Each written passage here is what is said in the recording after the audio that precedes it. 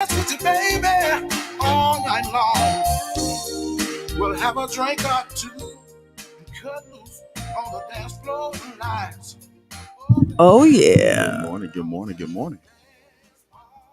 we going to dance party tonight. Listen, This that dance party was I was feeling it over here. It's Friday too. Freestyle Friday. Good morning. Good morning, good morning, good morning. This is the Tampa Bay Breakfast Club. This is Qiana. And this is the intellectual gangster, your brother Donnie El Profesor. Yes, and this is brought to you by the New Image Project, better known as See that? Yes, and we are redefining what's cool Because smart is the new gangster, and you best to believe it. baby. Good morning, good morning, good morning, good morning. It's such an honor to be welcomed into your homes or your cars or wherever you may be listening to this broadcast. We are the Tampa Bay Breakfast Club, and you're listening to 99.1 FM, WJM 99 Jams, The Berg, Carefesta Radio.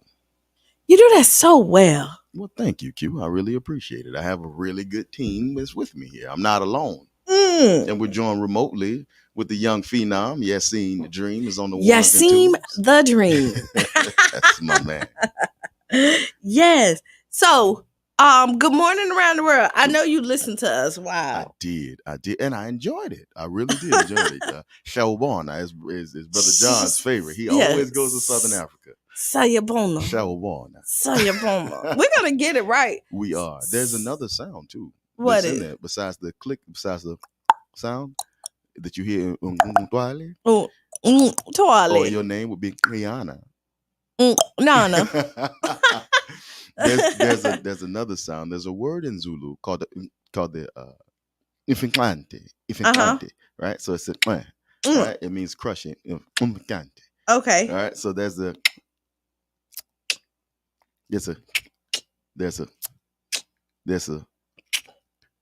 so okay. Shawbona. Sayabona. And then there's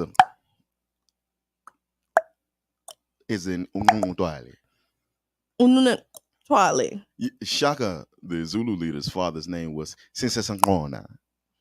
Sinsesangona. Tajama. So anyway, yes, let's go to. You want to put a new one on there? Yeah, put a new one. Okay, so in Vietnam, they would greet you by saying good morning by saying "Chao Bui Song." Sao Bui Song. Ciao. Oh, ciao. Ciao. Ciao. Ciao Bui Song. Ciao Bui Song. Yeah, it'll be good morning in Vietnamese, right? Okay. Ohio, we know, is in Japan, right? Ohio, right? People may say konnichiwa, but it's konnichiwa. Ohio, that's how they say it. Ohio. You also hear mush mushi. You hear that mush mushi more in Okinawa. Mush right? mushi. And it'll be a greeting, and it'll also be a response to a greeting. Mush mushi. Mush mush. It sounds like you saying, "Give me a kiss, give me a kiss." Right. You got ni hao in China. Ni hao. Right. And hop on over to the largest country on the planet Earth is Russia. Okay. Right? 24 time zones in Russia. Did you know that? There are 24 time zones. That's a lot. That's the whole circadian. So you can be in one part of Russia and it'll take you another day in time zone wise before you talk to another part of Russia. Good morning. That's a big country. Michelle. Good morning, Crystal. And so in Russia, we would say Dzień dobry. Dzień dobry. Dzień dobry, right? Dzień dobry. Dzień dobry. B. Dobry. Oh, dobry. Yeah, we go. See, Dzień dobry. Got it. Okay. And then you hop across the border to Poland, and they would say dobry dzień. Dobry dzień. Right. So dzień dobry and dobry dzień. Okay. Right. In Italian, you would say, which is Italian, Northern Italian, all the way to Switzerland, they would say buongiorno. Buongiorno. Buongiorno. More of a J, right? Buongiorno. Now go to Southern Italy, you're talking about Calabria, you're talking about Naples, you're talking about Sicily, you're talking about Sardinia, and they would say buongiorno. Buongiorno. The J is pronounced like an I or Y. Yerno. Buongiorno. Bonjour. Bonjour. That's it. And in Andorra, all the way down to southern Spain, you will get Buenos dias. Buenos dias. Buenos dias. Buenos. We're going to get you to say bueno. Bone. Bue. Boy. Bue. Boy. That's it. You get Boy. it. Boom. Okay. Yeah. Southern Spain, all the way across Northern Africa. They would You know where I'm from. They would tell you Sabah Khair. Sabah Khair. Sabah khair. Sabah khair. Good. You got that one with you. And the response would be Sabah nur. If you're in You know why I got that one? What was it? Because you know when you mad, you could Draw up with it, you huh? know you in the hood, you kind of you get some aggression back there. You know, That's it. We got it. So you got Sabah khair, and then you have in the Islamic and in the Hebrew world, in the Islamic world, they would say Assalamu alaikum. In the Hebrew world, they'll say Shalom aleichem. Yeah, because they are doing each other. Yeah, trying to. Moving down the east coast of Africa, Kiswahili, you would say Habaragani. Habaragani. Jambo means hello. Habaragani means what's the news? Tell me what's going on. What's up? It's like que pasa, right? Que pasa. Right? So we'll say that. Let's say we say que pasa in Tejano, in American Spanish, right? Bonjour again in France. You'll say in Latin America, buenos dias. And they say it so nicely because they're such warm people. Buenos dias. Buenos dias. Buenos dias. Right? You gotta have it, you gotta get into it. Sakapase in Haiti. Sakapase. Right? Wagwan. Wagwan. Everything I eat. Yes. In Gitchy morning. Every little thing I eat. Huh? And then we're Irish, right? Irish is we say top of the morning. Top of the morning. Guten Morgen is Dutch. Oh, good morning. Guten Morgen and Guten Tag is German. In Irish, they'll say top of the morning to you. Okay. Top of the morning to you. So, and then in Australia, good eye, mate. God, mate. So that is good morning around the world. Yes, if y'all want to hop in, if you have another language that we haven't heard, or you just want to say it with us one morning, please do. Give us a call. 727-637-2416. Join in. This is y'all radio show. Indeed. We do this for the people. And we need to know, would Sierra you rather can call in. Oh, joyful morning. Mama Blue, good morning. Good morning, Mama Blue. Yes. Yes. Okay, so listen, would you rather? Right. Okay, so it's kind of funny, and like I don't know, because I'm if I could opt out on the would you rather, I would. Okay. Would you rather? You have to make a choice now. Find a rat in your kitchen. Don't try to run past. Don't say that real fast. Go ahead. A rat in your kitchen. Or a roach in your bed. Or a roach in your bed. Good morning, Miss Mitchum. All right, Q. I'm telling you right now, I want to opt out on either because I don't want a rat in my kitchen and I don't want nothing crawling on me in my bed. It give me the heebie-jeebies. Yeah, you've been freaked out just thinking about this. This whole morning you had anxiety. I have, because I'm thinking, like, I cook in my kitchen. Like, I cook. So, like, And then I watched this video of, like, these rats. And they had put a trap out there. And, like, they got stuck. And it was, like, a whole family of them. Like, one came out, boop, stuck. Another one came out, boop, boop, boop, boop. So that means it's more somewhere. Oh, Lord. Ghetto rats, they're cooperative, though. They know how to handle stuff like that. Like, they either charge one to the game and then not get stuck, or they'll help that one out, get them out. But see what happened? They tried to jump over and get stuck. And one tried to pull the other one out and got stuck. Like, it was horrible. So, all right, which one would you rather? Ooh, I think if we can't opt out, I would probably rather me have to deal with a rat in my kitchen than a roach in my bed. And that's because I don't sleep alone. I sleep with the biggest roach phobe ever to live on the history of the planet Earth. And I know that if by chance one of them big Florida birds that we call palmetto bugs, because we're trying to dodge the fact that this is a flying roach, were to fly into our bed, then at that moment I would become a bachelor. Crystal would move the smooth up out my house because it's either me and our life and our family or that roach. And if that roach is in our bed, boom, gone. Is this gone? Only thing that's going to spark a divorce. Now, listen, it's not like she just would be inviting Ratatouille to join us for dinner in the kitchen either. I don't care what Ratatouille can do. If that roach, and especially if it's flying, you can hear it. You ever heard the roach wings when it flies? Listen. listen. You ever heard of flying roach land? So wait. She ready to leave. She ready to get up out the radio station. If y'all could see me right now. Oh, if y'all could see me right now. Q, got a question for you. Yeah. Would you rather have a roach in your bed or a roach in your purse? Oh, Lord. Oh. Neither, but if it is my purse, because I could probably toss it. Ooh, you know? Do you remember the movie Joe's Apartment when we were coming up? Joe, yeah. You remember that? I think that scarred like the vast majority. I think the whole black community of women was scarred by Joe's Apartment. If you ever want to see what'll make a black woman leave you, you mess around and have roaches. You're standing there with you as roommates. That's not gonna work out real well. Rats probably either, but roaches. Not in Florida. So listen, so when it rains here, you'll get the big palmettos, right? Yeah. Oh, and like you'll think like I know where this is going. Listen, you would think like Boogeyman came in. But you know what I noticed, Q? The people who don't like roaches, more than not liking palmetto bug, they don't like them little small German roaches. Because that is dirty. That you are filthy. If you got that's what they say. If you got small German roaches, you are filthy. That mean Mama Blue say rats were pets in New York. Oh, okay. Yeah, I mean, Mama Blue, they have. I'm sure you. I guess I done had a hamster before, so I Alex, rat me, please. It's a big difference. Have you seen the Nutria rats that they have in kind of like Western Hillsborough County? They live in they're 36-inch long rats. Sometimes they attack dogs. 36 inches, and I'm thinking that's 3 feet. I know. I was going to say, okay, I'm 59 on a good day with heels. 36. You're halfway with me. He's standing on his hind legs. That rat is on your waist, Q. Yeah,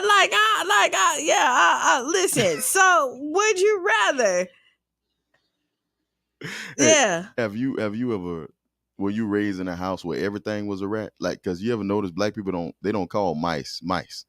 Everything that crawls and is furry is a rat in Black America.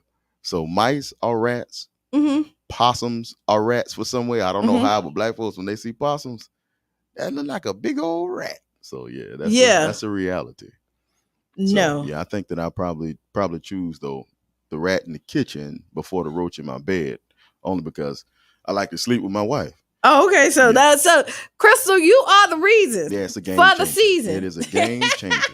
So game changers. Since we talking about game changers. Yes. Is this your first game of the season? No. Talking about Bogey? Yeah. Or USF? Bogey. No, this was Bogey's second game. They had a preseason game last week that I had a chance to call, which was absolutely awesome. Very exciting. Coach Myron Dillers is really changing a lot. Plus, it feels like, and I'm not talking bad on the last regime, but it feels like our team again. Yeah. Like, it feels like the neighborhood. And the way they play like the neighborhood. Now, naturally, it was the first game of the season. You had hiccups, and it was a preseason game, so you had some of the elements of the game missing, like special teams, as far as kickoff and kick return. Mm-hmm. But Bogey's kicking game looked well. We lost to Palm Harbor 10-7. Okay. So it was tight, but now we might have had 4 touchdowns called back. Because we were playing hood ball. Right? Okay. Hood ball is exciting. It is. So even though it might not be within the rules and it's a preseason game, you're getting all of the kinks out. But we looked good, I think. Okay. Yeah, we did. But now we wow. There's a lot of good football being played right now. Because football season. So this is what football season is on the rise. It is time. Little League. Yes. We're going to see every Saturday. Their Saturdays are filled up with Little League football games, cheerleading, and then high school football. Yes. So, yes. And be careful with the heat. I did get that report. That there are a lot of heat casualties that are happening in football. Mm-hmm. Please be careful with the heat out there. This is not the same heat that we played in. Yeah, so keep your kids hydrated. Yeah, and parents, too. Yes. And beer is not good hydration, y'all. So just make sure that you remember. Make sure that you remember that. Shout out to Savasi Dennis and his play with the Tampa Bay Buccaneers. He's all over the field, hats on the field. And definitely shout out to the Dennis family and the Newtons who produce so many fantastic athletes in this area, and all of the coaches who sacrifice in that. The Reedy family. I mean, everybody who means so much to football here. The Ballou family. Shout out to all of you guys. It's a lot of people that they like to the parents that's not parents that step up there and really mentor and help shape these young kids' lives, because a lot of times this is the only guidance that they have. Yes. And then shout out to the parents that's doing what they're supposed to do too, because we're not gonna leave them out. You know what I mean? I know Jab talk about this all the time about like the parents' participation with the kids, and he always say, how can we get the parents more involved? Right. And things like, especially with the education and with the sports, y'all, we have to figure out how to tie them in together. Yes, indeed. For real. Like even Little League sports, even though they're out of school activity, like all coaches should be requiring some type of progress report for your kids or your students to participate. That's the truth. In there. And parents, you should appreciate if the coaches requiring that for them to participate, to make sure that all I's are crossed, and you know what I mean? Well, I say I's crossed, but that was T's crossed, I's dotted. You know what else I like, you, and this is something I can credit you with directly, is that you can see now more that cheerleading is being seen as a true varsity sport. It is. I don't know who ever doubted. First of all, for people who didn't really cheer or just thought, it's hard work out there. It is. It is. And y'all used to put in the work. Yeah. I know, because I would see y'all putting in the work. For those who don't know, Qiana was indeed a cheerleader and has been a perennial cheerleading coach. Yes. But I think that as dance grew in the area and became something that people really began to invest in with the different dance troupes that came up, I think that spread into cheerleading and just the general athleticism. I see, because like I see the kids that's doing backflips. Like my nieces, they taught themselves how to do backflips. Like they out here just flipping. I put my money on Mara any day. Listen, she all day long. I was a flyer, so if you know what a flyer is, I went up in the air. You toss me up. Thank God I never broke a bone, because I don't think I fell out of every pyramid there is to fall out of, right? But yeah, so I mean, the school year is just starting. It's a lot to look forward to. I can't wait to see the homecoming dresses, but more so, I'm ready to hear the successes for the school year, especially with the hurdles, with them taking out so much of African history. Definitely. And things like that. And to see how we navigate this and make sure that our children still get everything they need. Yeah, teachers have to become innovative, and I think that that's something that Pinellas County has, just with our spirit of activism in the teachers union. I think that the fact that we are a very progressive thinking group of teachers here, we hope that we can overcome a lot of the hurdles and obstacles that are placed before us by the state when it comes down to the regulation of education. And so we're proud of ours. Also, why CCC, Florida Central Catholic they have a monster this year. Okay. They have a really, really good team. Shout out to their coaching staff, and shout out to the opportunities that they gave so many individuals who decided to transfer from public school to private school and compete in that realm. Shout out, again, I'm a homer, so I got to shout out, in my opinion, the best receiver in at least the Southeast, if not the nation. That's Shamar Rigby. I knew you was about to say that. He's amazing. This man is this young man is amazing, and I ain't just blowing smoke. I'm telling you, from a person who knows this man. If you can't see him now, please know that you will see him on Saturdays, and if he continues to grow like he's growing, you will definitely see him on Sundays as well. Talking in existence. That's how it works. Okay, so do we have time for the book of the day? You want to hop into the book of the day? It's gonna be thick. It's gonna be thick. It's not. Oh, it's gonna be thick. So we should wait. Conversation on it is thick. Oh, the conversation. So all right. Yeah. So we won't do that. We'll talk about this PSTA really quick. Okay, break it down to us. Okay, please. So we talked about this on Wednesday about St. Pete Beach do not want the homeless people out on St. Pete Beach. They're mad that the Sunrunner is taking people all the way out there for free. They're being bothered by so-called homeless people. It's too many people for them. They're not breaking any laws. They're just not a nice accessory at this point. Oh, we have a caller. Hello, caller. Good morning. Good morning, caller. You're on with us. All right, we'll call back. That was great. So they had to go in and they were talking about charging for ending the free rides early because they had it until October. So it looks like it has passed that they will go cashless full fare in October 1st for the Sunrunner. And I think this is ridiculous. Nope. I think that might be our caller back with us. Hello, caller. Joyful morning. Good morning. Joyful morning. Joyful morning. Sierra, how are you? Yes, I am emotionally exceptional this morning. Okay, go ahead. Chime in. Okay. So I got like 3 things. So we talked about football. And so I was just wondering how can, Saturdays, it'll be nice to have the football teams in the community as well. They're missed. They're always at the football field. And I think, just for the older community, it's nice to know. So when they see the older communities out in the stores, there's a certain respect because they know who's the older generation in the community. But when they're always out of the community on the weekend, they're in the school Monday, Friday, Saturday, Sunday, they're not seen in the community. So they're valued in the community and they're missed. And what else? We had the PTA meetings. I know black teachers, they had no black moms in the building, but they at the football field. So it's a connection. We need a balance. I want them to do it all, right? Because they can, but we need a balance in it all. And then something else y'all said so there's also a person who does great work in the community for our youth.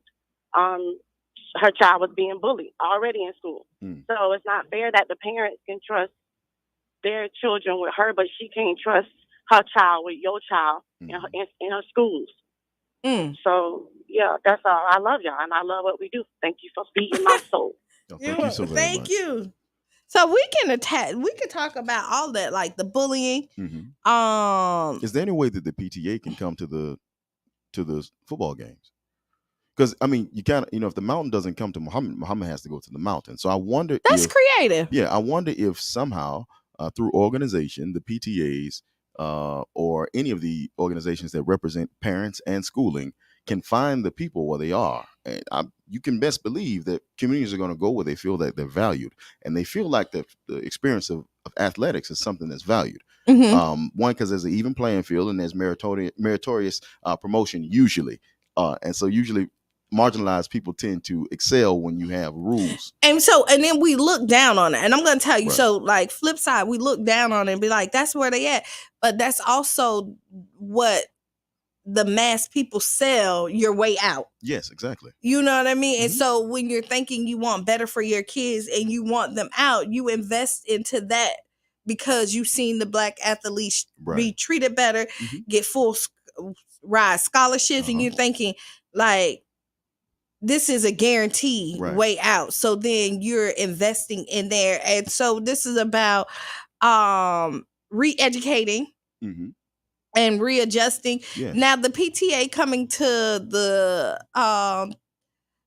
football field may be a little hard only because you have kids from all different schools. And so PTA is per school, right? Yeah, I believe so. So. I would say I don't have no school age children. Well, yeah, it has to be because when Cheyenne was in school, it was for the school.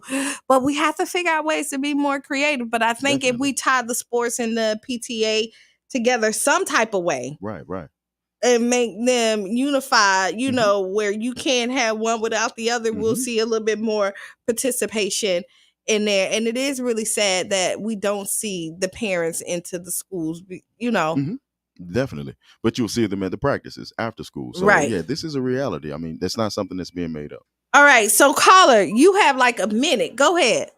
Well, good. So I think since our children go to schools in certain places but play football in our cities, like it's a way we should be able to make that universal. Because we need a parent from here and in Largo. You know what I'm saying? Because sometimes we need a tag team. Right. Exactly. Yeah, definitely. Communication, I think, and proper education and organization, I think we can definitely pull this off. There's no problem too big for the people. I agree. We did. Oh, and Sierra hung up. If you didn't know who that was, Sierra hung up. Okay, really quick, but we're gonna take a break. Mama Blue said, please keep cheerleading as cheerleading and not club dancing age appropriate.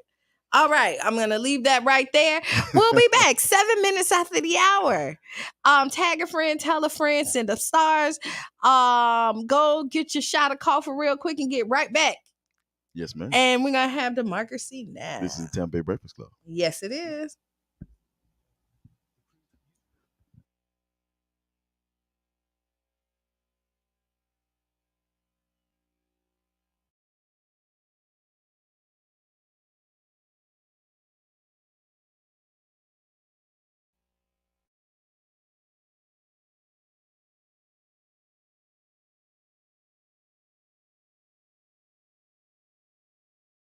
To returning citizens. We were able to negotiate a deal where we got like 30 minutes on the radio at 99 Jams to talk about, Amendment 4 and other local, policies and politics. Enjoyed it, so we started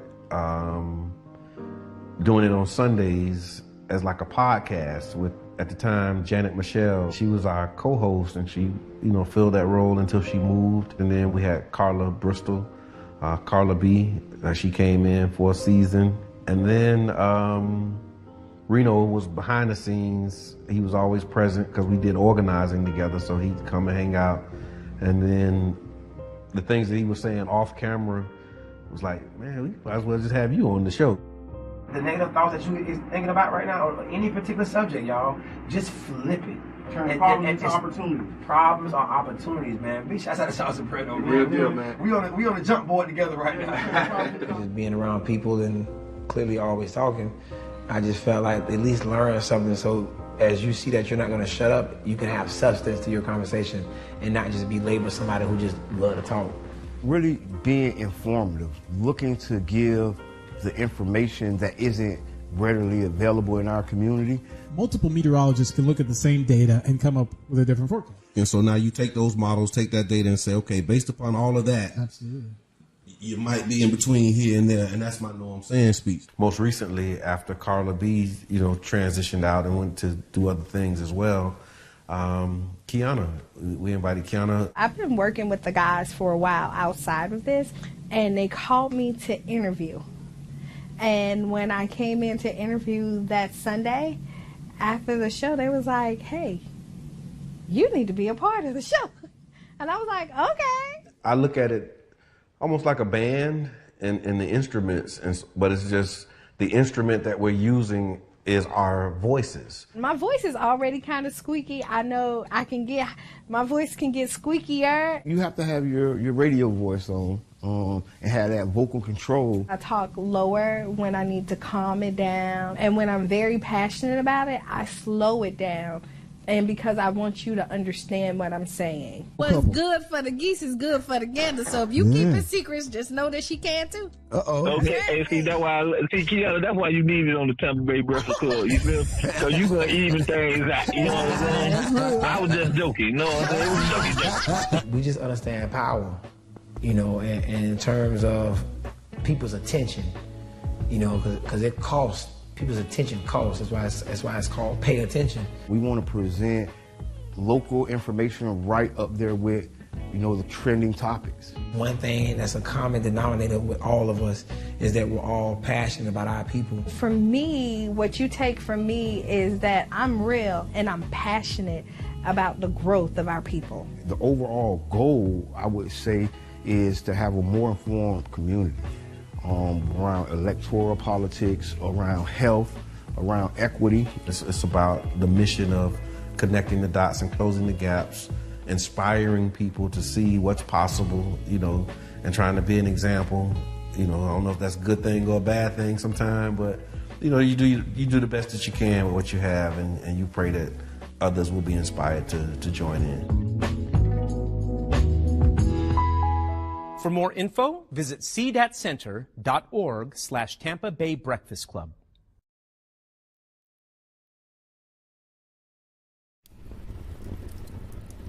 It was the best of times, it was the worst of times. It was the age of wisdom, it was the age of foolishness. Oh, hi, I didn't see you there. Just brushing up on some of my favorite literary classics. Even if a page turner like this isn't up your alley, did you know our libraries offer so much more than classic books? There's also things like passes to local museums. You can download ebooks onto your Kindle device. And super cool things like a teen gaming program. Visit your local library and see all it has to offer.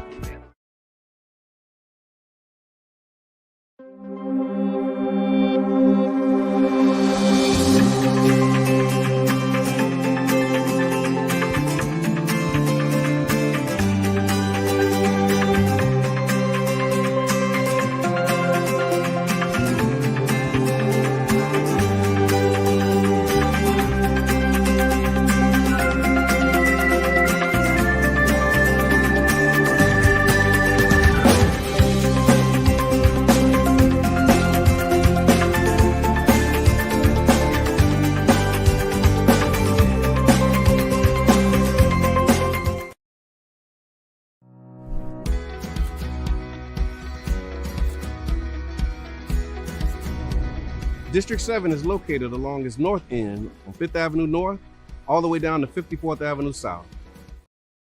The dream, the young phenom, watch him though, Q, because this guy has a business mind. Mm-hmm. He is rocking and rolling in the business world. All we can say is stay tuned. Oh, because this is somebody else. You will see him soon. You will see him soon. Yeah. Okay. Watch out for him, Forbes. He's on his way. All right. Oh, put it out there. Oh, yeah. Now, listen, I can't tell you too much, but I can tell you that much. That he's on his way. He's on his way. He's on his way. He's on his way. So yes. So before we went on the break, callers was calling in. We were talking about parents' participation. Yes. And the school system and how we're excited and some of the hurdles that we kind of explore or have been that's been challenging for our community. Yes. And how can we bridge the gap? And I mean, half of it is us just being present.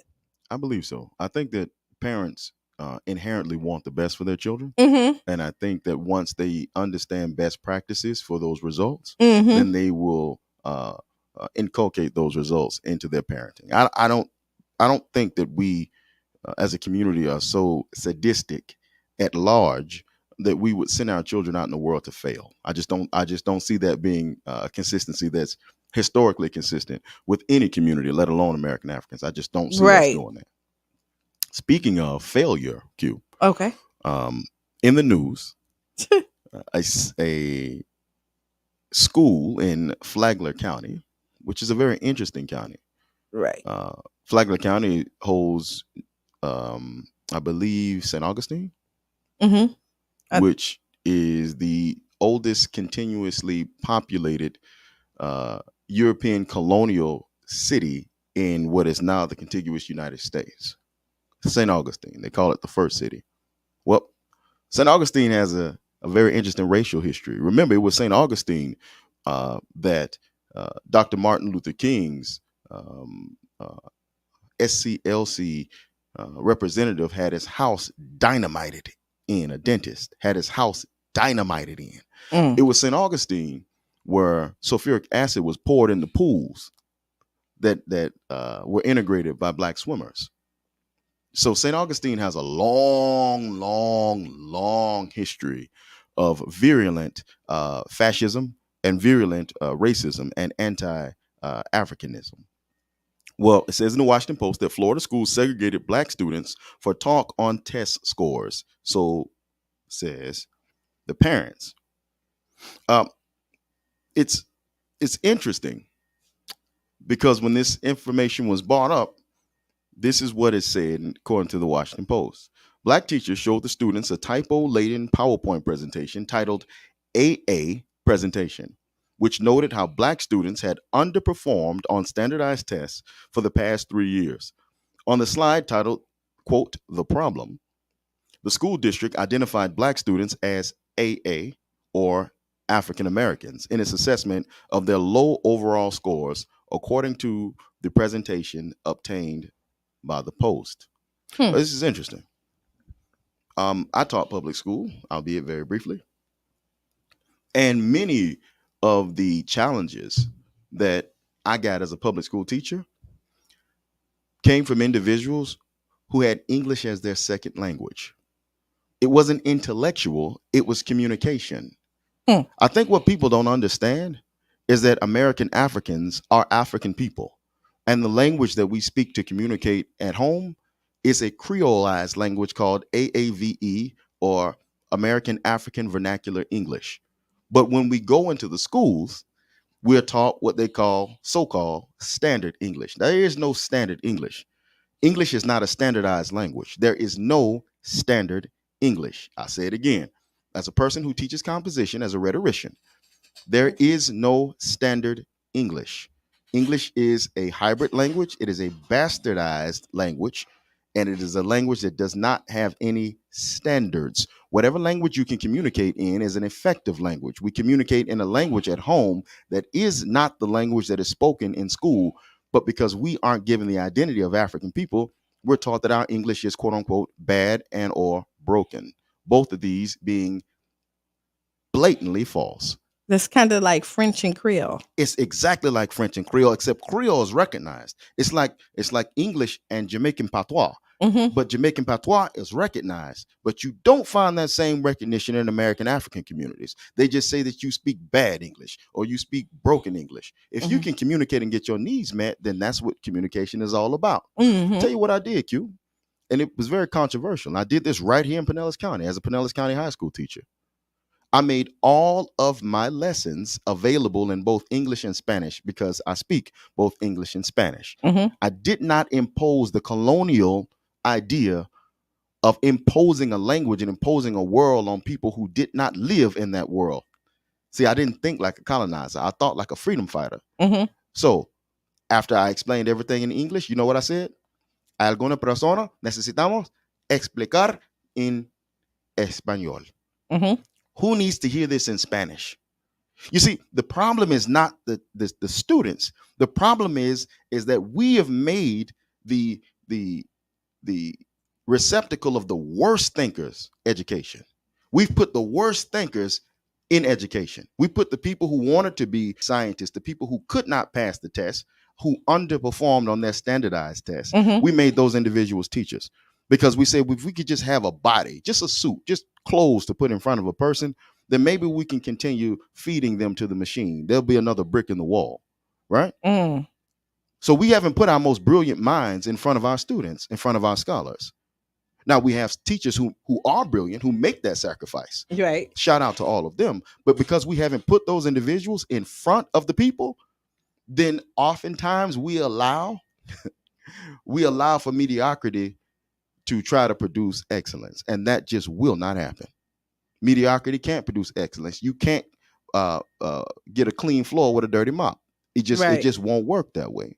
So what we find in Flagler County really is just the result of the machine of capitalism. Right. You know, it's just the result. But you know, it's sad when you pick out a group of people and say you are the problem. You are the problem. And I understand sometimes I be watching these documentaries and I understand sometimes about tough love. Right. Like they wanna I watched the Untruth of the Swamp on Netflix. Have you seen it? That's with the Gators. Go ahead. It was with Tim Tebow and all of them. And they was just saying how brutal it was at that time with their head coach, how he went there, to break them down, to rebuild them back up. And there was nothing like standing, like there was nothing that was it was brutal. Yeah, that's the European model, though. Right. No, it was really brutal. Like, and he said he came there to break them, and whoever was gonna leave, but he needed the toughest of the tough there. Right. And you wanted to fuel them with this disappointment. Like they had to, if you were hurting, then you're not hurting enough. Like, I don't know if you ever seen, go back and watch the documentary. Yeah, I'm familiar with that type of education. So and sometimes that style works for people and sometimes it does not, right? And usually I don't agree with it. Right. I just don't agree with it. That's the same style that produced Aaron Hernandez, who was a mass murderer. Right. That's the same style that produced Chris Rainey, who was not only a burglar, but an alleged sexual assaulter. I mean, this is the same style that produced Carlos Dunlap, an individual who DUI'd and fell asleep at the wheel. Remember, at that time, I was a huge University of Florida fan, so I know the story behind these people. It's just interesting, though, that that as a society, we think that best educational model is to break someone down and build them back up. And so the thing is with the flagger, if we're talking about that, is you're going back to that, is that you're telling the people who's coming there to learn, the children, that they are the problem, but they're not teaching themselves. Come on now. So how did you not, when you did this presentation, not look at yourself first and say the system is failing them? They're not failing the system. Because at this point, you done already went through the system. You have your degree. So why haven't the system itself make sure that these kids don't fail instead of pointing at them and say, y'all are the problem? No, you are the problem. Yeah, the thing is that the presupposition of ignorance should always be made by a teacher. You should always assume that a student does not know, because it is in ignorance that a student can learn. If they did know, then you would be irrelevant, redundant at best, but you would probably be irrelevant. So what we should understand as a society is that we don't blame those who do not know for their ignorance if we are revolutionary in our mindset. But see, that's the thing. That's what's missing, Q. Is the revolutionary mindset, because the revolutionary mindset also says that self-criticism is a thing. So the self-criticism should have been laid down. They should be apologizing to the students who didn't do as well. Right. Because that was a reflection of the teachers. When I come into my courses, be I teaching a university course or not, I tell all of my students, you will do well. You know why? Because I got an ego. And I like to let mine hang. And when I let mine hang, my ego is too great for me to fail you in a position where I know the material and you don't. Just because I don't want to teach in a manner that you want to learn. Right. No. I then need to be replaced. The thing is, Q, the longer people remain in education, and I can say this as a career educator, as somebody who believes in pedagogy, mark my words on this. The longer you remain in education, and the longer you think that you are the expert on education, the more of a jackass you usually become. And you want me to tell you what? Because they're looking at the test scores, and this is just a Qiana thing. I'm not an educator. Right. I would say this. I'd rather for them to know the information and not pass the test than to pass the test and not know the information. And the thing is that because you see people, because I mean, honestly, our kids, when you look at, everybody is excelling. A lot of people are excelling, but they're not retaining anything. Yeah, but you know why, Q? I mean, whenever you have a problem, again, like we were talking about with our caller, there's no problem that's bigger than the people, because the people's job is to solve the problem. There are problems that are much bigger, or rather there are egos that are much bigger than the people. So if we deflate the egos, and if as educators we say we don't know how to teach them, then we can think about new alternatives. Then we can say, well, how were they taught in the past? How did they learn in the past? Did they learn in a classroom in a sterile environment? And once you learn, so I can say that as being a parent, when Qiana, I've told this story before, when she was in elementary school, when she went to Lakeview Fundamental, I told her teacher, this is how she learned. You talk to her, she's not going to listen. She's going to be writing a song. She's going to be da-da-da-da. You have to paint the picture, do all this other, she's, that's who she is. And when she struggled a little bit in there and her teacher didn't give her what she needed at that time, I then went in her classroom every day. Yes. And the teacher was so mad because she was like, I got it. I said, no. If you had it, I wouldn't be here. Right. I explained this at the beginning. Now don't take the time out that I'm here because you don't want my presence in your classroom every day. But no, I'm one of them parents that I'll make this sacrifice. Yes. And everybody can't do that. Right. But as parents, we got to rally up around our children. That's the truth. We got to fight for them because I do tell you this, it doesn't matter where you at. Like if you have parents or children, anything that's in any type of system, when they know there's somebody that cares for them, they treat them different. Yes. So if somebody's in a hospital and nobody come and visit them, they don't really care to a degree. Right. Show up for your people. That's the truth. So when parents, Black fathers, yes, it is important that you show up in these schools to show them that there is a man presence in the household or in these children's lives. Moms, it's important for you to show up for them because I'm telling you, when these teachers know that there's somebody that's going to show up for them and not just cuss you out because your children doing something bad, because sometimes these kids are out of control. Yeah, right. Definitely.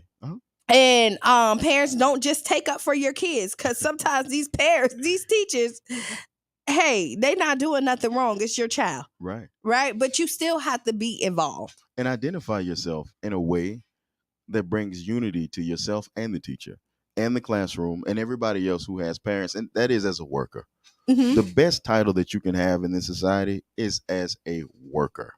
Because labor creates all value. It's workers that make everything work. There will be no kings. There will be no presidents. There will be no priests. There will be no imams. There will be no ministers. There will be no rabbis without workers. It is workers that do this. And if you don't have worker solidarity, Q, then you'll be sitting there wondering what can happen while your coworker is stressed over not being able to pick their child up on time.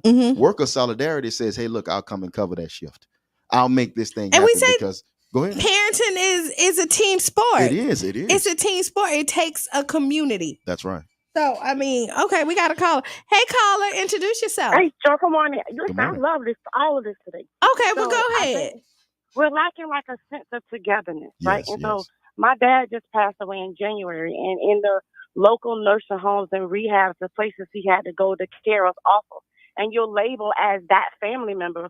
And it just blew my mind because, ma'am, we must communicate in his care. His care needs you and I to understand what's going on.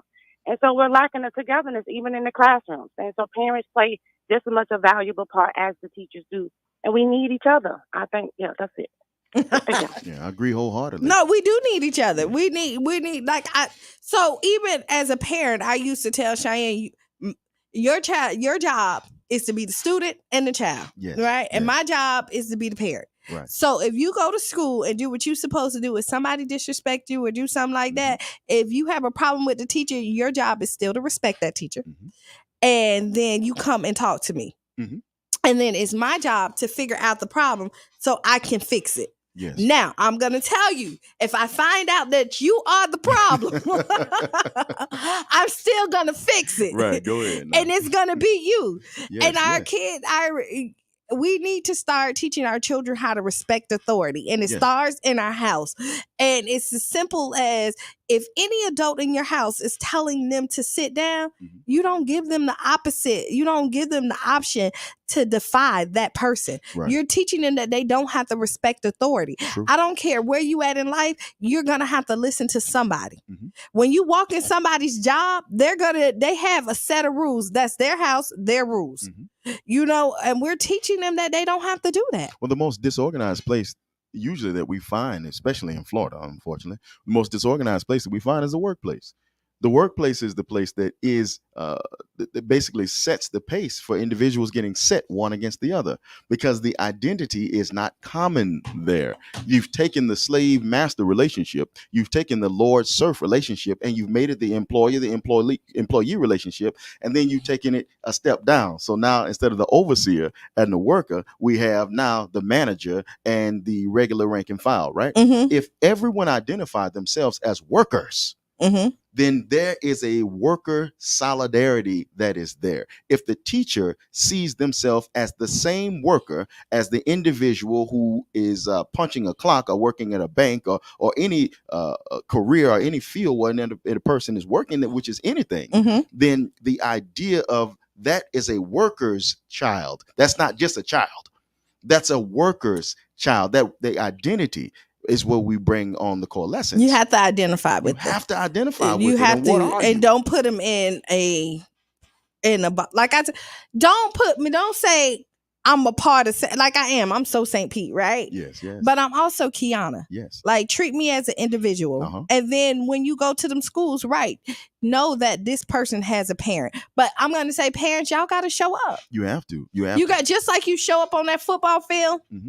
And you yelling at them coaches, they didn't put your child in and you want to pull them, and then now they all the way at Northeast because St. Pete ain't put them in, right? Because you felt like it was unfair. We need that same energy in the school system, and we need to understand why we do it like that in the sporting world.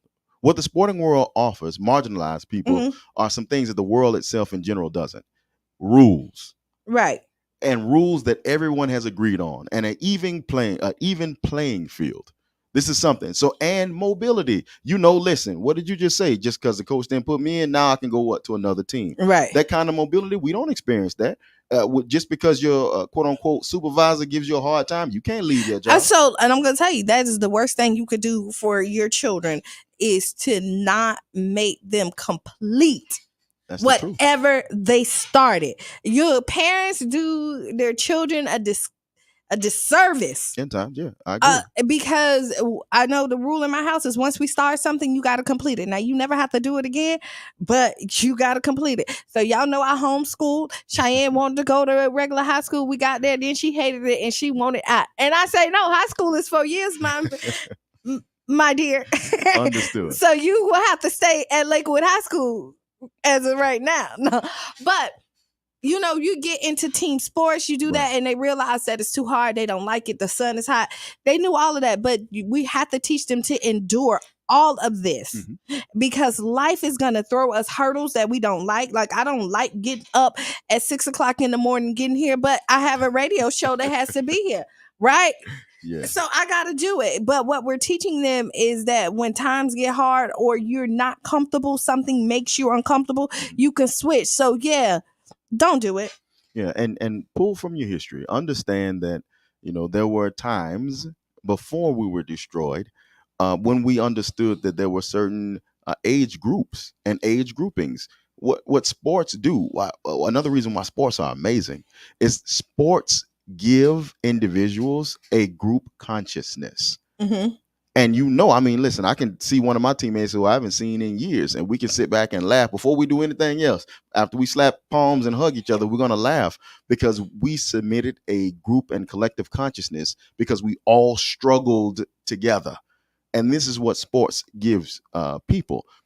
Struggle is how our character is built. So I think that if we take the mindset, we got the right mindset. We do. We just have to learn how to do something that Kwame Nkrumah called categorical conversion. We have to take it from one thing and make it relate to something else. And this is what happens when you are properly educated. Definitely when you have proper political education, you can recognize things. They're not just haphazard and they're not magic. You can recognize how things progress over time. And so, parents, I'm going to say this. Because I know it's hard. We have single parents. But we have a great village here in St. Pete. Right. I see Eric on there, 727 story. Yes. Come in and step in the gap. Yes. There's a lot of community events that are community people that actually they're stepping in the gap to make sure that where you're absent at, that they can kind of fill in that gap for you. Sister Renee was just on WUSF Wednesday talking about the marketplace. She was just on, and Sister Candy Lowe, and they were on and they were speaking about this, how to organize in a manner to create community. And shout out to Sister Renee Edwards for that. That was a very good segment, and I listen to WUSF all the time. So so that was fantastic. So yeah, we don't want to beat a dead horse. But we're going to be talking about it forever in a day, about our children, because I'm going to continue to my last breath, fight for our kids and our community, right? And so we're very passionate about this because we want success stories. Right. We don't want another year like we had last year where we're looking at and now talking about the graduation rate is not where it needs to be. So again, prioritize, figure out what's important to you and your children being successful adults and being able to get back and be in this community is important. Right. And as far as bullying goes, just on the go to the bullying. Go ahead. As far as bullying goes, bullying is always a product of identity. Bullying is always a product of identity. The identity of an aggressor and the identity of the aggressed, the identity of a predator and the identity of those whom will be preyed upon, the identity of a hustler and the identity of a mark. All of these are identity things. When we begin to see ourselves as a collective of working people, see, the reason why we don't want to associate with work is because we live in a system that tells us the more successful you are, the less you work. The system doesn't tell you that the more successful you are is the more you benefit from others' work. So since we've devalued the worker, we've devalued work. And we've made work seem like a punishment for quote unquote dumb people or slow folks. You know, if you're dumb, then you have to be a worker. But if you're intelligent, then you'll be a boss, right? So that's the mentality. If we start seeing every child as the child of a worker, then we can empathize with the child and we can alleviate bullying. So I'm going to tell you bullying. So we talking about bullying. We hop on bullying. Don't send your child to me, because I'm just telling you.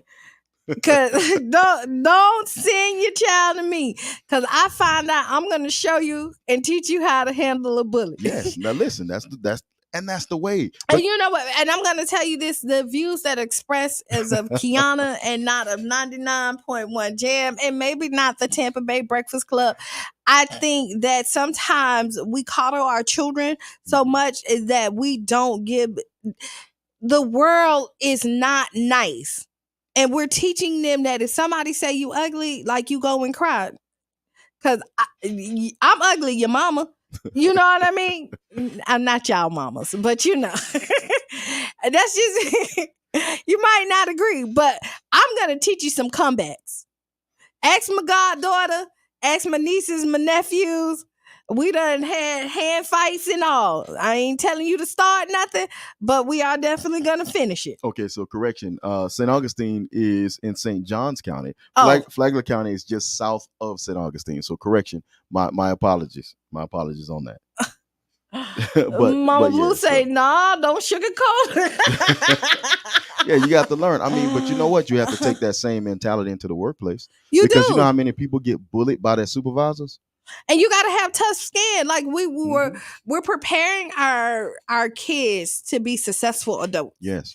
And we want to make sure that we're giving them the tools to be successful in life. I mean, I'm not telling nobody to go out there and start anything, but there is steps to it. Like, you know what I mean? Please don't talk to me like that. I don't like it. Proper communication, but sometimes you have to meet people where they at and organize. We have to teach our young people how to organize themselves against bullies. Now, one bully might be able to handle maybe one or two people, but it'd be very difficult for that bully to handle 50 people. Right. And usually you're not the first or the only victim. So you need to go and find that common ground with those other people who are being bullied. I taught my son how to do this, my son and his cousin, and they end up turning the tires on a lot of bullies, because what they did was they went and said, listen, you're seeing money, go find everybody who's being bullied by this one person. All of y'all meet up, and then all of y'all make the decision. None of us are going to get bullied by this one person. And I love it. If he touches one of us, he got to touch all of us. That's how you teach young people how to organize and how to come together. And I love it. I love it. And you should. And if you have a child that's out there, that's outgoing, and you tell them that they see somebody that's out by themselves, tell them to pull them in. Bring them in, yeah. Bring them on in. Yeah. Bring them in. Like, you know, my friend Chris, we was in elementary, and mind you, long line. Today, he still tell the story how nobody wanted to pick him, and I ran on. I said, "I'll pick you." Right. Every time I see him, he tell his wife. His wife is like, "I know who Qiana is." Right? But no, you should make people feel inclusive. Make people, and you're right. Bullies, usually when they are picking on it, it's a reflection or insecurity of themselves, and they're trying to hide their insecurities, so they're reflecting on other people. And sometimes it might not work. Ask them if they need a hug. It's the reason why the Damu Nation is so strong. I was explaining to my son. I said, "Son, listen. The reason why Damus can, if you catch a Damu individual of the organization that is commonly called the Bloods, if you catch 1-on-1 with a real solid Damu, a real solid Blood, you got a fight on your hand. Why? Because they were the numeric minority to the Crip Nation for so long that the individuals that coalesce for protection are some hardcore dudes. I mean, them dudes are crack 1-on-1, them cats will crack you, right? And that's because they understood that they had to take the elements that were being abused, bring those elements together, and then form a mass identity and a mass consciousness that was against their oppression. So yeah, you'll find it. I mean, it's just a matter of locating it. It is. So it's a way to stop it. Well, that takes us into our This Day in History and our book of the day. All right, well, go to this. Okay, go to This Day in History. Yeah, go to Let's do it first. This Day in History. Go ahead.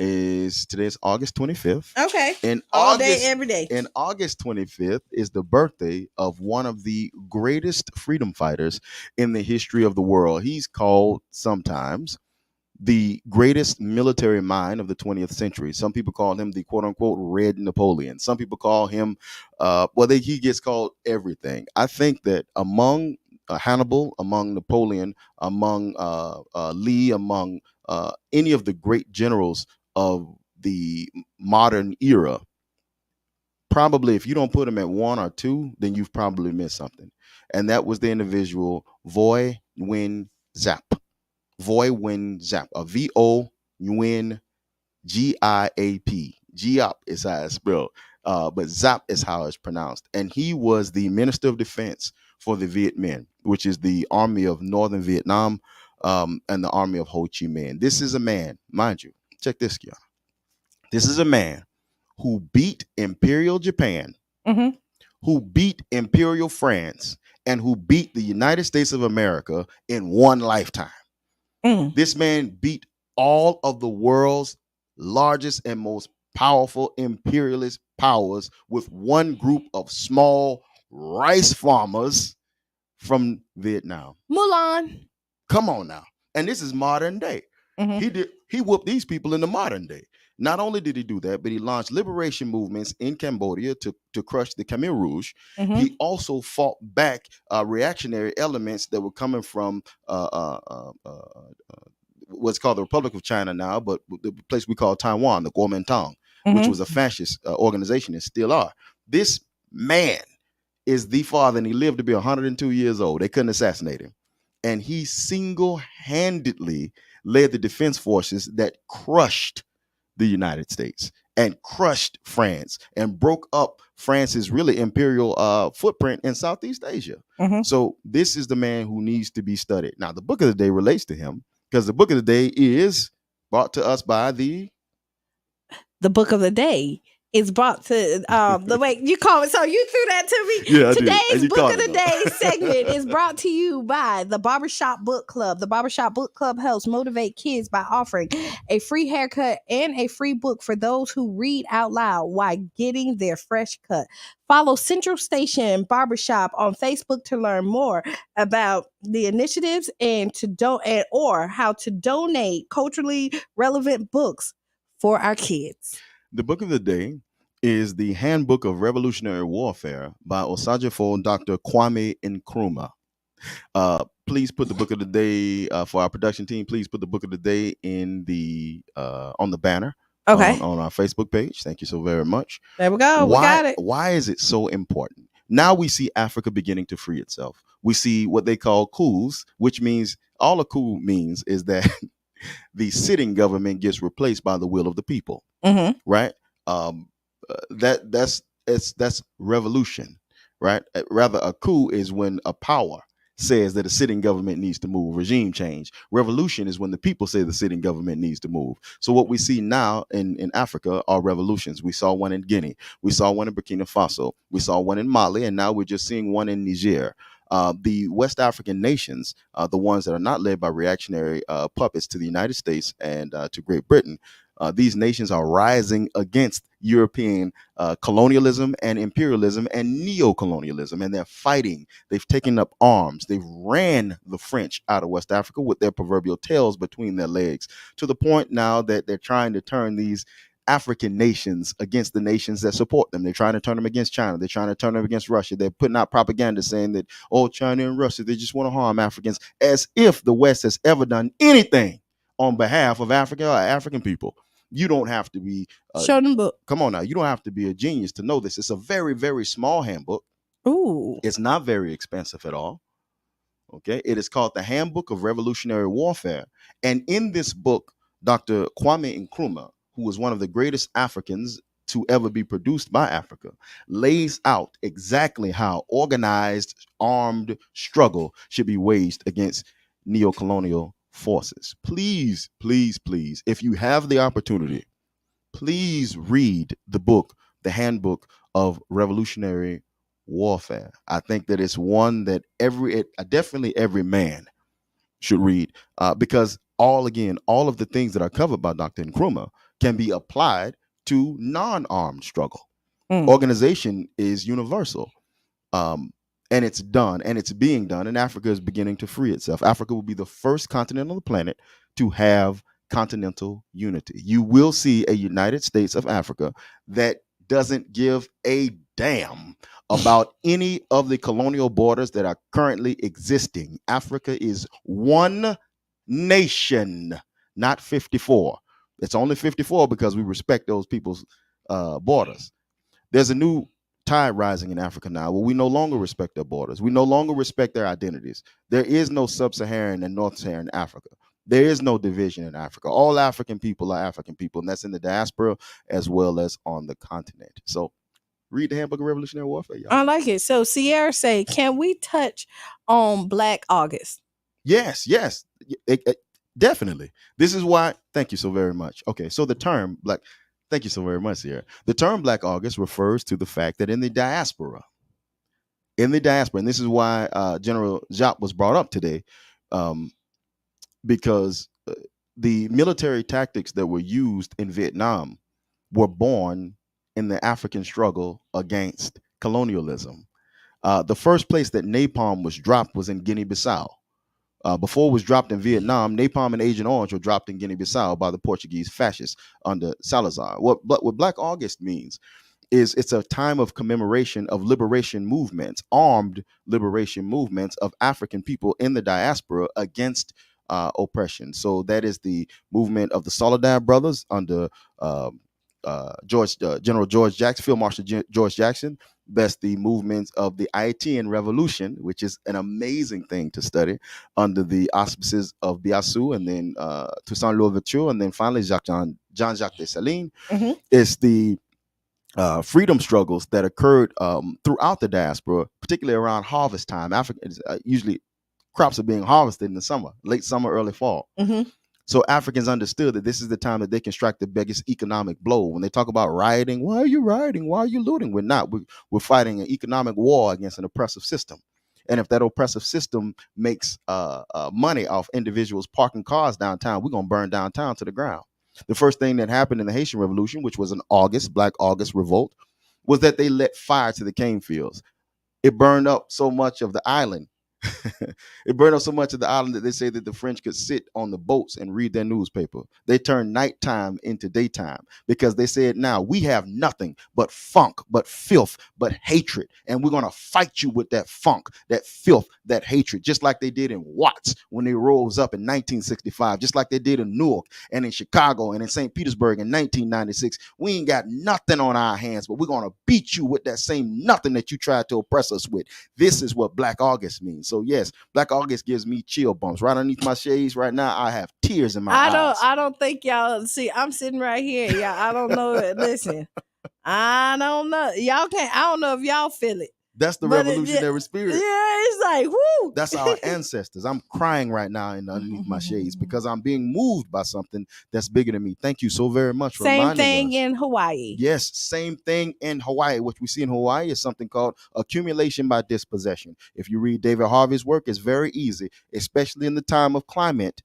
Now, mind you, it's interesting that you saw burnt up cars. None of them had the doors open. Did you notice that? Mm-hmm. I'm going to ask you that again. If individuals had to flee quickly out of those vehicles, you have burnt cars and none of them have open doors. What does that tell you? There's a thing called benign neglect. The Bronx was burning at one time. Why? Because people understood that they could cash in on insurance as long as there was destruction in the property, right? Let's look into Hawaii. Let's look into what Lahana means to Hawaiians. And then we can better understand this, but they are fighting people.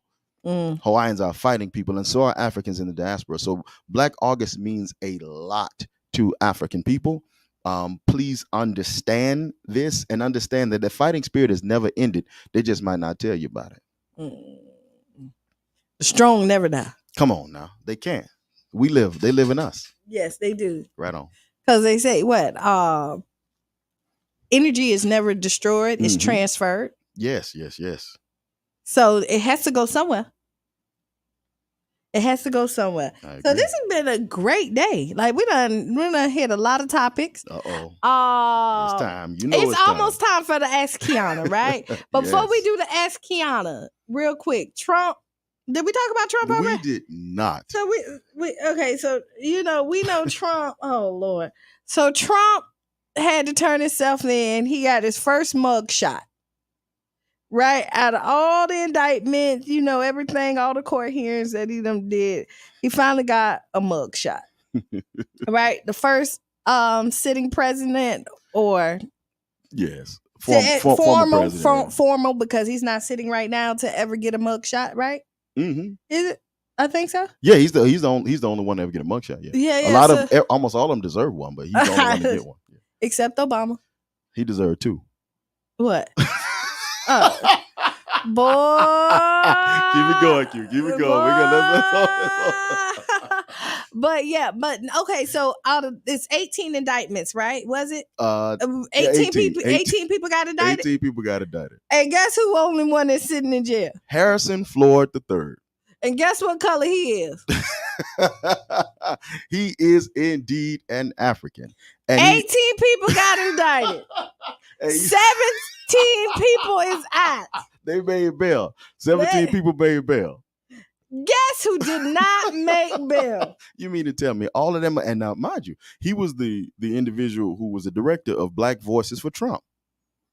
Again, I don't have to say this for y'all to know this. 18 people walked in, 17 people walked out. Oh man! So please explain that. Maybe someone can explain that to us in the comments. Maybe someone can explain to us in the comments. How come everybody was able to make bail except the one black man? And then your 17 friends, because they got money, left you there. Multi-millionaires. Again, 18 went in, 17 went out. Let this be a lesson. Stop getting in them people business. And whenever they're done with you, they will turn you back over to us. And we will treat you with revolutionary justice. Because this is the truth. Nobody trusts a traitor. But if you choose to be one, then you have to live with those consequences. And you will be in jail at least. Yeah. So we see it all the time. Okay. Why Herschel Walker ain't bail him out though? That's what I want to know. He right there in Georgia. Why Herschel Walker ain't bail him out? Why Killer Mike? Clarence? Yeah, Clarence Thomas. Why Clarence Thomas ain't shoot him some of that money that he got illegally from them bribes and that graft that he been running allegedly? I'm just saying, but. With that was the Trump. I thought that was kind of the GOP. Why didn't the GOP put up the money for him to get out of there? Anybody. Or his organization. What about all the black people who are pro-Trump when it's convenient to be? Why they ain't send a check? Did they put some on his? He got top ramen? So I wonder where he's sitting at and who he talking to while he in jail. We know where he not, Q. We know he ain't home. I'm going to say, who is his allies right now? Because all them walked out. I wonder did they shoot him a peace sign when they left, or did they shoot him a bird? Either one, it probably means they told him, they told him take one for the team. Yeah, we'll be back to get you. So now he knows how Scooter Libby felt. All right, so now we 10 minutes in. Let's do all the Ask Qiana. All right, the Ask Qiana segment. Here we go. Mm-hmm. Hey, Qiana. I hope you're doing well. I recently came home after spending 17 years in prison, and I'm facing some tough times. I'm currently living with a relative, but things have been tense, and I fear that one more argument could leave me homeless. I'm reaching out because I could really use some guidance and resources to help me get back on my feet. It's been a long journey, and I'm determined to rebuild my life. Do you have any advice or connections that could help me find stable housing or access to essential resources? I truly appreciate any insights you may have for me during this critical time. Ask Qiana, seeking advice. Okay, so the housing situation, I know like the ex-offender coalition, I think the Florida I have to look it completely up. I think they offer some type of housing assistance for you. I don't know how good it is. Jab say that none of it's really that good. Mm-hmm. When you walking in, so the housing is going to be an issue because you're ex-felon and it's hard to get somewhere to stay because they run your background. You're probably going to have to find a private owned home where they're not running background checks, where then they will let you move in there. But as far as like the arguments and stuff, and I know you've been locked up for 17 years, so you don't want nobody telling you what to do. Mm-hmm. You feel like you've probably been yelled at, told what to do for 17 years, and now that you're free, you want to be free. Mm-hmm. The reality is that unfortunately you're living in somebody else's home. Mm-hmm. And so there's rules that you still have to follow in that home. And if the argument is going to be the reason why you're homeless, then don't argue. Mm-hmm. It's not worth you being homeless. It's easier. You're free now, so you can walk away. Mm-hmm. Use your freedom. Mm-hmm. Take a time out. Mm-hmm. Walk down the street. You don't have to voice your opinion on everything that you feel uncomfortable about. Mm-hmm. But what you can do is use that as fuel so that you can then get your own place so you can make your own rules. Mm-hmm. There's definitely communities that you can reach out to. Reach out to some other people that you know that's been locked up and how have they overcame some of these obstacles so that who are now successful in the community. Mm-hmm. I will say don't go back to your old community because it'll pull you back in. Mm-hmm. Well, do you have any advice? Yeah, we often say in jest, we are not our ancestors. You've heard that before. I am not my ancestors. And we say that to say that we have some sort of indignation that our ancestors didn't possess. I would say that we're correct. Many of us lack the vision, the focus, and the determination that our ancestors clearly showed and that we are the product of. There is no situation that is more intolerable than being enslaved. None. Mm-hmm. So how did our ancestors survive being enslaved? Mm-hmm. They understood that to live in this system, living is winning. So they understood that I have to do what I have to do to live because my situation, my state, although my oppressor may think it's permanent, I know it's temporary because I know what's in me. This is true. So if my hand is in the lion's mouth, I'm not going to snatch it out. I'm going to ease it out. I'm not going to run away. I'm going to steal away. And we sung these songs, right? So I think that we should look collectively. Brother and sister, if you were incarcerated, I'm sure that you had plenty of time to read. But if not, then I want to introduce you to your history. Read the way African people, and I'm just assuming that you're an African person because that is easy to do with a disproportionate amount of African people who are incarcerated in the United States. Read how our ancestors outsmarted the system of slavery and exploitation. Read what they did. Read how people thought, oh, they're just happy darkies. When every day we were planning on how we were going to cut his throat. Read that the and understand that you own your own emotions. They didn't have access to Zeno or Marcus Aurelius. They didn't read about Stoicism, but they understood that I can moan and fool the devil. They will think one thing, and that is their business, but my business is the business of being free. So I think that if you pull away from yourself, imagine the amount of sacrifice of ego that they had to do. Pull away from yourself, knowing that victory is going to be yours, but know that it is a protracted struggle. It ain't gonna happen tomorrow. Fight your way back. And I mean, you got it. And the thing is, you have a base. You have a family member that allow you to come into their home. Right. So they're making some adjustments as well. UB and Eric say contact Par. John Bailey, story 727. So there's definitely outlets for you. But shout out to brother John Bailey. Yes. But I'm going to tell you, sir, I look at yourself first. Yes. Reevaluate yourself and make sure that you're not also bringing your trauma into this situation. Right. Exactly. Because a lot of times and I get you want to be heard. Mm-hmm. You know what I mean? And sometimes you're making it tough for yourself and you don't have to. Yeah. So be grateful that you have somewhere to go because some people don't. Indeed. All right. If the house is that tense, stay away from the house as much as possible. Yeah, that's true. So that you're not in that situation, and then you're there only when you need to be there. If that's that tense in that house, and then stack up your money so that then you can go and move.